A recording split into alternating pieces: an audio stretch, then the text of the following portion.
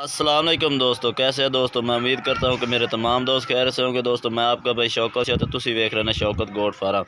आज भाइयों वास्ते माशाल्लाह एक बकरी जिस तले एक नारे माशाल्लाह प्योर मक्खी चीने दे विच ते पहला वारा सूई हुई है बकरी। वो तुहाडे वास्ते आज भाइयों वास्ते लिया तो एक तले नारे 6 महीने का बच्चा एक होर है अलहदा वो ब्राउन कलर दे। वीडियो शुरू तो लैकर एंड तक देखे इंशाल्लाह तुहानू पूरी मालूमात नाल इन्हां दा रेट भी दसने तो तुहानू एक एक करके जानवर भी चेक करने तो गुजारिश है कि जिन्हें दोस्तों हाई तो साढ़े चैनल को सबसक्राइब नहीं किया साढ़े चैनल को सबसक्राइब करें, नाल घंटी के निशान दबा दें ताकि इस तरह की हर नई वीडियो तक आसानी पहुँच रहे। तो दोस्तों तुहानू तसल्ली नाल जानवर चेक करावे एक एक करके तो फिर इन्हां दा रेट भी दसने। तो पहले नंबर तो बकरी चेक करा दे जी पहला वार माशाल्लाह सूई हुई है तो तले वो तले नारे माशाल्लाह बहुत ही प्यारा तो जबरदस्त मक्खी चीने दे तो दोस्त तुहानू इहदा मूँह चेक करावे। 4 दंद है मूँह 4 दंद पहला वारा सूई है। मूँह चेक करा यार तसल्ली नाल भाई ने चेक करा दे भी है। 6 दंद यार 6 दंद हो गए दोस्तों, 6 दंद हो गई है सॉरी। तो बाकी ये पहला वारा ही सूई हुई है तो ये तले का बच्चा है। ये तो बकरी चेक करा दे हवाना चेक करा दे भी है।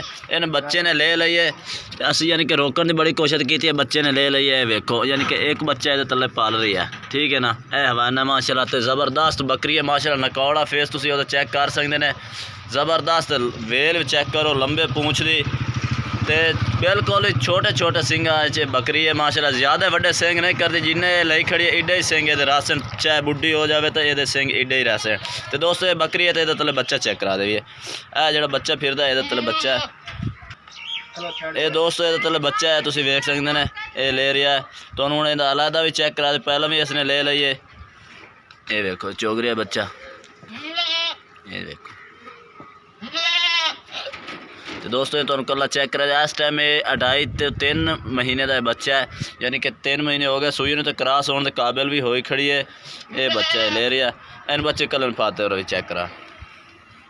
तो दोस्तों फिर तो ये बकरा चेक करा दे 6 महीने का। ये बच्चा है तले माशाल्लाह चिट्टी आँख दे तो बिल्कुल ही माशाल्लाह प्योर मक्खी चीने दे तो लंबी पूँछ है, तुम चेक कर सकते। 3 महीने की बकरी सूई हुई है तो रेट बिल्कुल अज भाई वास्ते मुनासिब है बकरी दे भी। अज 25,000 वाली बकरी तो 20,000 वाला बकरा है इंशाल्लाह तो अज बिल्कुल मुनासिब रेट लाभ रहे हैं।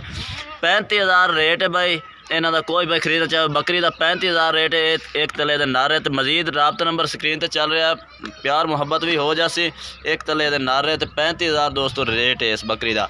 तो एक बकरा तुम चेक करा भी यदा भी रेट तुम दस देना और लाया बकरा। तो दोस्तों ये नारा आ गया जो 6 महीने का, यह भी 2022 की कुर्बानी ते बच्चा लगने वाला है।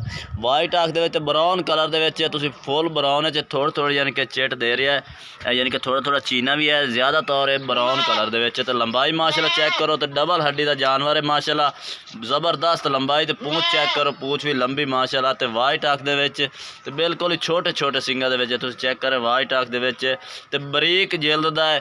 इनू आखते हैं बरीक जिल्द, वेखो ना चेक करो माशाल्लाह बिल्कुल ही बरीक जिल्द है तो ज़बरदस्त। तो यदा भी दोस्त तुहानू रेट दस दे भी है। तो दोस्तों अज बकरी का रेट भी तुहानू प्यार मुहब्बत वाला मंगा है इंशाल्लाह। अज 25,000 वाला बकरा भी भाइयों 22,000 च ला के दे रहे हैं तो बिल्कुल ही माशाल्लाह इंशाल्लाह तुहानू शौकत गोट फार्म तो सस्ता जानवर तुहानू मिल से इंशाल्लाह। राबते च रहो तो हर किस्म का अपने को जानवर आता है, बकरियाँ भी आउंदियां ने तो बकरे भी आउंदे ने। तो दोस्तों वीडियो अच्छी लगे तो चैनल को सब्सक्राइब करना और लाइक करना और कमेंट करके दसना कि आज जानवर कैसे लगे, आज वीडियो कैसी लगी है। अल्लाह हाफिज़।